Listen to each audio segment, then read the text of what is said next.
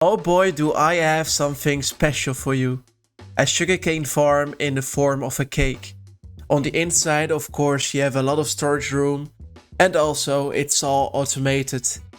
You can then transform the sugarcane into paper and trade them for some quick emeralds.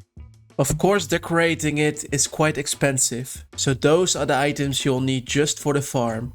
And those are the items you will need for the decoration. Also keep in mind that some of the resources may vary, so sometimes you'll need more and sometimes less. It all depends on how you build it. From the middle to the bottom it will be 14 blocks, and from the middle to the left it will be 15 blocks. Starting at the bottom, build a line of 9 spruce logs, and on the sides 7 spruce logs. To connect on the sides, use the shapes colored in white and yellow and go all around reusing them. Everything is symmetrical. Then proceed by building an inner circle using temporary blocks. I used cobblestone.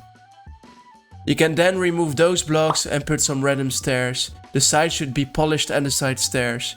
In the middle, cobblestone or andesite. Build 2 lines made out of polished andesite going all the way back. Build cross shapes made out of sand and use the spruce logs as an indication where to put them. Then we will need to fill in the platform. You can do only the top layer if you want to spare some resources. Use andesite and normal stone to randomize. It can be all random, don't worry about that. Obviously this method is completely optional. It's just to add some details.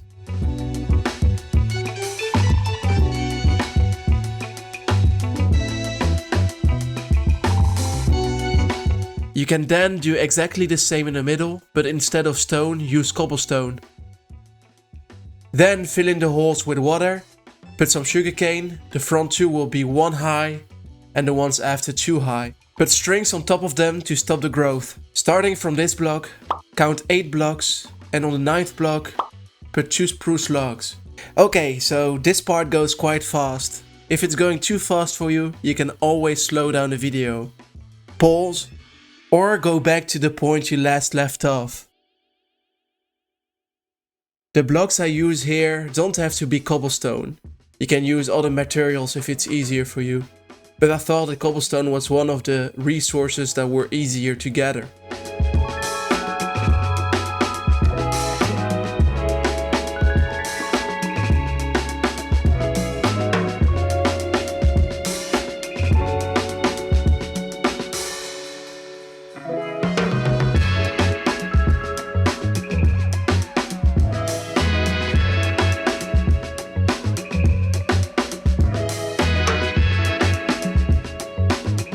Right here you can also put different blocks than this one, but this will be needed for the decoration later on. As you can see, the water doesn't go further than this. Then you've done it the right way. Now it's time to build a redstone contraption. Put down some pistons facing this way and just behind them some cobblestone. To prevent the sugarcane from falling, we'll need to build a higher wall. In the wall you can use some shroom slide, but I can understand that it's hard to come by, so if you don't want to use them, it's alright. You can just put some normal cobblestone and against them just some normal torches. Make sure that the observer is facing the right way, meaning that the face should be towards the sugarcane, because it needs to observe if it will grow. Once it reaches 3 high, all the pistons will break the sugarcane, pushing them in the water flow and putting them all in the chest. I use lime terracotta because I like the color, but you can use a different block if you want to.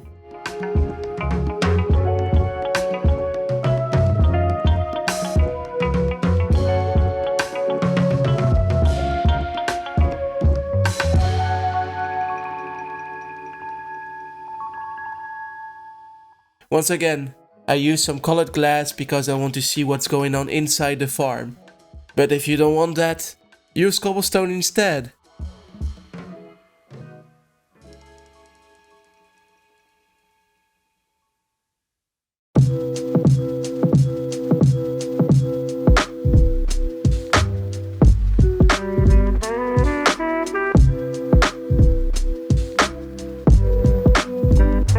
To make it double as efficient, I mirrored it and copy pasted it on the other side. This part is purely decoration. We're going to build the cake. Starting from the part where the terracotta is sticking out, put 1 oak log down. Go 4 on the side to the right and 9 on the side to the left. The total count will be 14 blocks wide. I'm building it row by row, so this way it's easy to follow. You can put down some oak logs in between just to add a little bit of texture, to not just get a bland color on the cake. Build the corners 3 high made out of bone blocks and 2 wide. Then follow the line in between in the middle with bone blocks and fill in the rest with some white wool. Do exactly the same at the other side.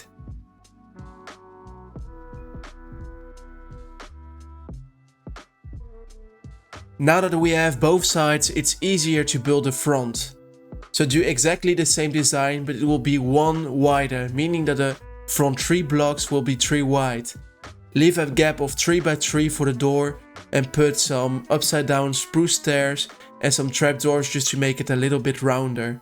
To make the entry more special, I used some levers, some oak fences, trapdoors, campfires and a log, and on top of it an item frame with some sugarcane on it, just to represent the farm.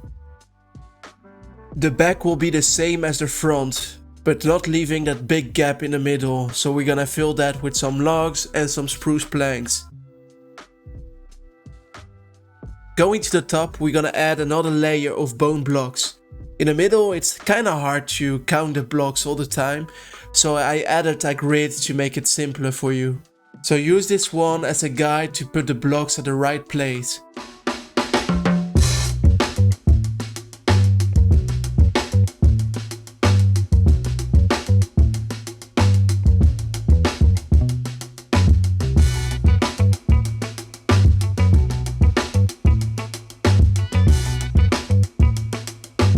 Now it's time to make this cake really special.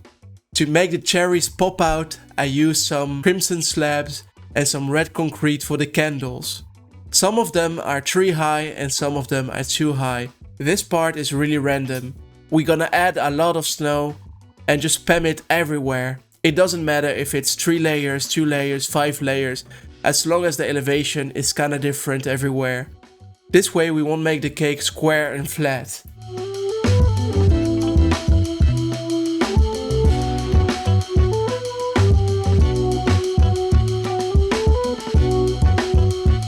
And to finish this build and make your life easier, so that you don't have to travel all the way back with the paper every time, we're gonna add 4 villagers right here, 4 librarians. This way you can trade the paper for emeralds. This farm is basically a money machine.